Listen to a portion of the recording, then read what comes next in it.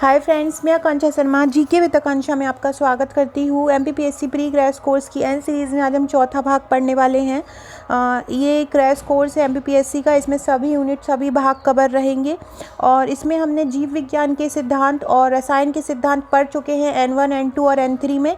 और आज हम भौतिकी के मौलिक सिद्धांत पढ़ने वाले हैं। बहुत आसान तरीके से मैं आपको कवर करवाऊँगी, पूरा कोर्स करवा रही हूँ इस एन सीरीज़ में, तो आप इसको ज़रूर फॉलो कीजिएगा। वीडियो अच्छा लगे तो चैनल को सब्सक्राइब कीजिएगा। ये मेरे प्री का पैकेज है, आप प्री का नोट्स देख सकते हैं। जैसे कि आप विज्ञान और पर्यावरण की बुकलेट दे रहे हैं, इसमें पूरा का पूरा जो टॉपिक है सिलेबस वाइज हर टॉपिक को वन लाइनर फैक्ट के रूप में हैंड रिटन तरीके से कवर किया है।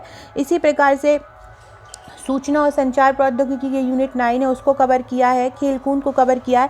और जितनी भी पूरी बुकलेट है, मध्य प्रदेश कला संस्कृति हो, चाहे मध्य प्रदेश का संविधान व्यवस्था हो, चाहे मध्य प्रदेश की आर्थिक व्यवस्था हो, इन सबको बहुत अच्छे से कवर किया है। अगर आप ये लेना चाहते हैं तो आप मुझे व्हाट्सअप कर सकते हैं।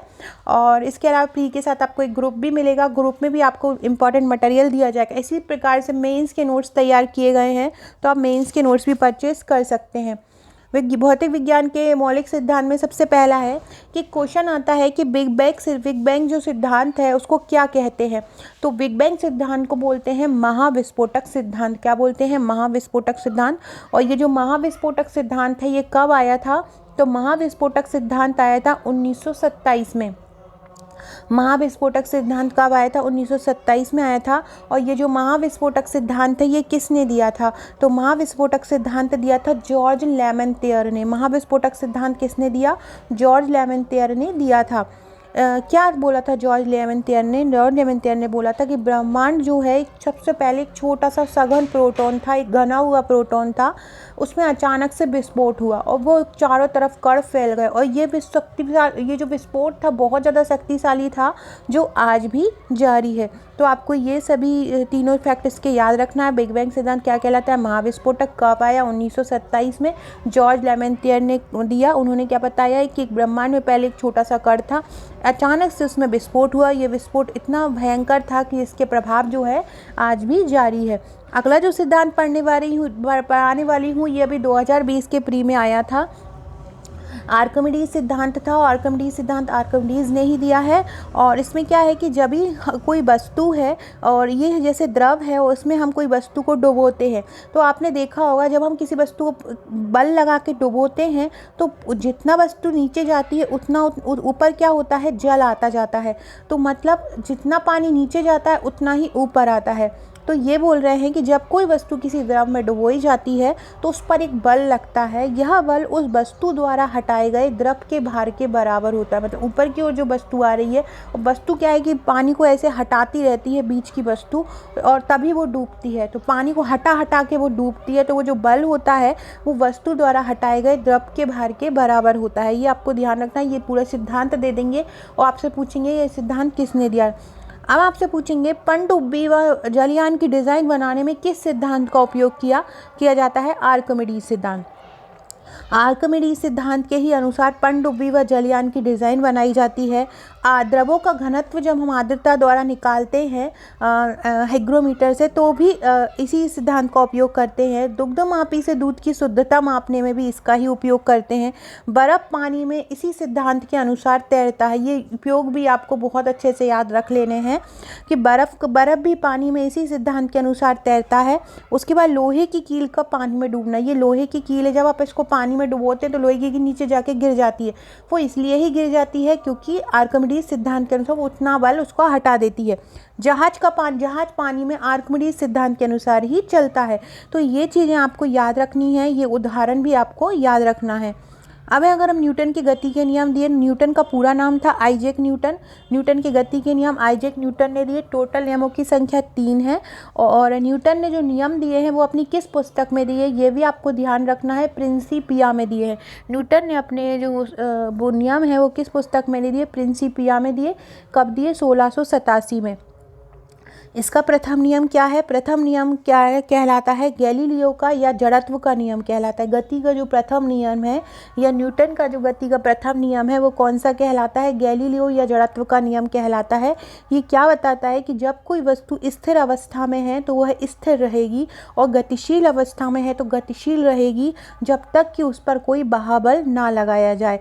तो आपको ये ध्यान रखना है कि न्यूटन की गति का नियम का कौन सा नियम जड़त्व का नियम कहलाता है, तो प्रथम नियम कहलाता है। फिर आपको ये सिद्धांत भी याद रखना है। इसके बाद दूसरा, जड़त्व क्या होता है, तो वस्तु का वह गुण जो कि उसकी गति की अवस्था में किसी भी प्रकार के परिवर्तन का विरोध करता है। कोई भी गति में है तो गति का विरोध कर रहा है, स्थिर अवस्था में तो स्थिर अवस्था का विरोध कर रहा है, तो वो क्या कहलाता है, जड़त्व कहलाता है। इनर्शिया इसको इंग्लिश में बोलते हैं। तो वस्तु का वह गुण जो उसकी गति की अवस्था में किसी भी प्रकार के परिवर्तन का विरोध करता है, क्या कहलाता है, जड़त्व कहलाता है। जड़त्व दो प्रकार के होते हैं, एक विराम का जड़त्व और एक गति का जड़त्व। जब कोई वस्तु अपनी विराम अवस्था में रहने का विरोध करती है तो विराम का जड़त्व, गति अवस्था में रहने का विरोध करती है तो वो गति का जड़त्व कहलाता है। आपको ये भी ध्यान में रखना है कि जड़त्व कितने प्रकार के होते हैं, विराम का और गति का, मतलब दो प्रकार के जड़त्व होते हैं।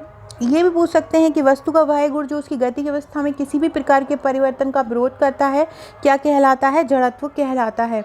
इसके कुछ इंपॉर्टेंट फैक्ट देखते हैं कि कंबल की धूल को जब डंडे से हम झाड़ते हैं तो हम स्थिर जो चीज़ है वो हट नहीं रही है और हम उसको हटा रहे हैं, तो वो विराम के जड़त्व का उदाहरण है।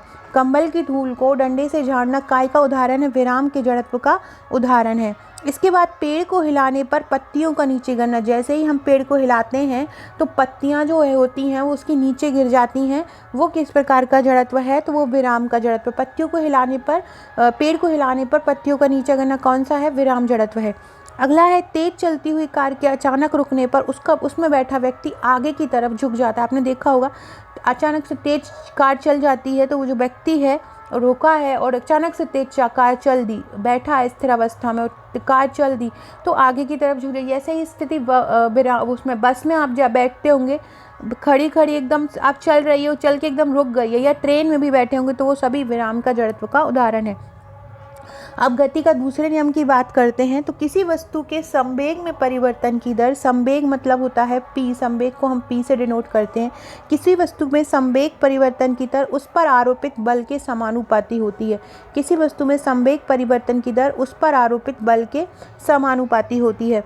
और संवेग मतलब होता है ma, संवेग को बोलते हैं द्रव्यमान गुणित वेग।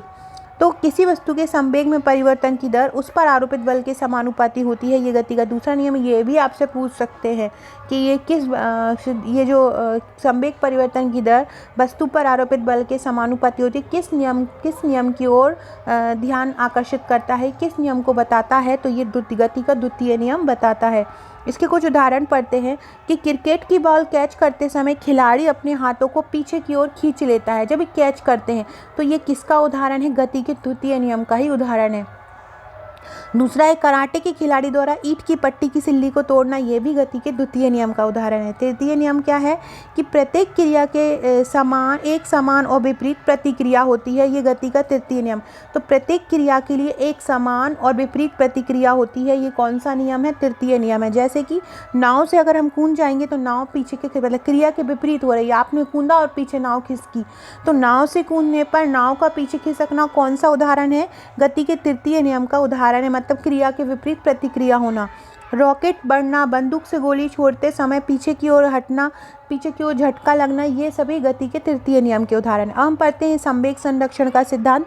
क्या है संवेग संरक्षण का सिद्धांत, कि यदि किसी वस्तु पर आरोपित सभी बलों का मान शून्य है, आरोपित जितने भी बल हैं उनका मान अगर शून्य है, अर्थात परिणामी बल का मान शून्य है, तो उस वस्तु के संवेग का मान स्थिर रहता है।